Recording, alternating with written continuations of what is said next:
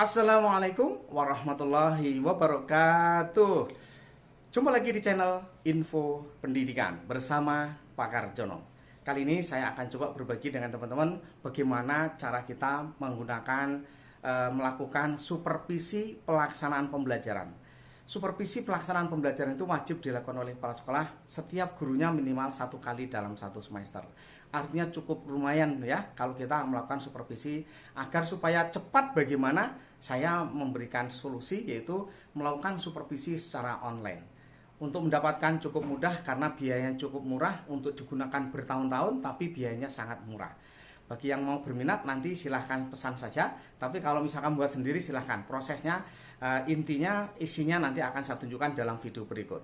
Nah untuk itu ikuti video ini sampai selesai. Jangan lupa yang belum subscribe silahkan klik subscribe, like, komen, dan share agar mendapatkan informasi-informasi berikutnya. Oke, langsung saja kita ikuti video berikut ini. Oke, sebagai contoh ini dari SMA 1 Maluku Tengah yang menggunakan aplikasi ini ya. Jadi pertama yang harus diisi adalah email. Misalkan saya menggunakan email saya ini ya, seperti ini saya gunakan. Kemudian kita isikan di sini. Kemudian NPSN. Nah, ini yang sudah pesan. Kalau belum pesan ya nggak bisa. Nanti kalau pesan silahkan pesan, ada link yang untuk pesan ya. Silahkan. Dan ini kita pilih NPSN-nya. Kemudian berikutnya.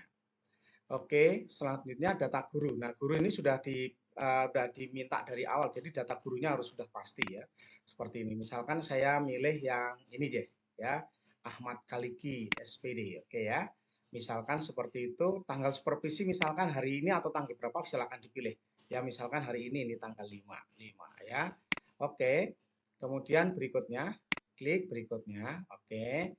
Nah, selanjutnya kegiatan awal apa yang harus apakah menyampaikan tujuan ini sesuai dengan petunjuk di KM ya, bahwa sekarang sudah ada untuk melihat pencapaian itu harus menyampaikan tujuan pembelajaran. Ada 3 hal pokok kenapa harus menyampaikan tujuan pembelajaran.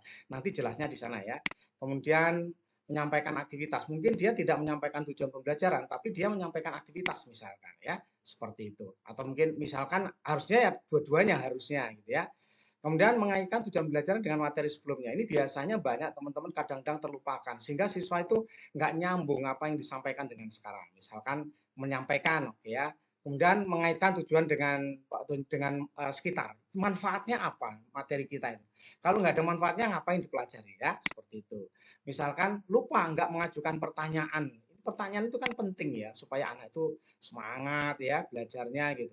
Supaya tergugah inspirasinya. Nah, seperti itu ya.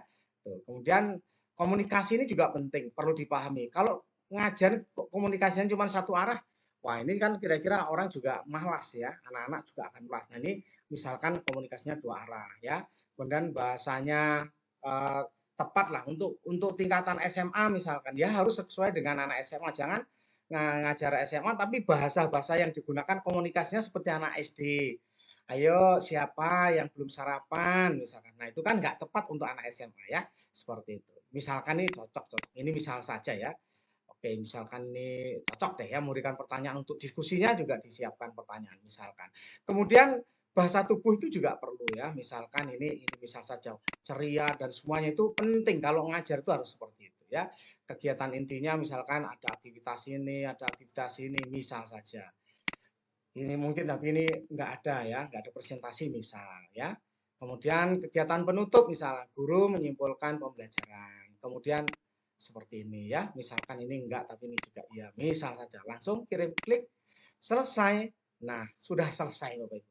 Kalau sudah selesai seperti ini, sudah selesai pekerjaan simulasi. Langsung akan didapatkan yaitu didapatkan hasilnya. Hasilnya seperti apa? Kita lihat seperti ini. Nah, inilah hasilnya ya, hasilnya tadi terkirim di emailnya langsung terkirim seperti ini. Jadi Pak Kalik itu melakukan apa sih nih? Menyampaikan tujuan pembelajaran, menyampaikan aktivitas yang akan dilakukan, mengaitkan tujuan pembelajaran, semua itu sudah ya langsung terisi ya otomatis. Hasilnya baik, misalkan seperti itu ya. Kemudian tinggal ini tanggal sekarang tanda tangan, selesai. Cukup cepat, rapih, dan ini sesuai dengan benar-benar istilahnya kalau kita melakukan supervisi itu tepat sesuai dengan dengan kondisi yang sebenarnya. Itu yang diharapkan seperti itu.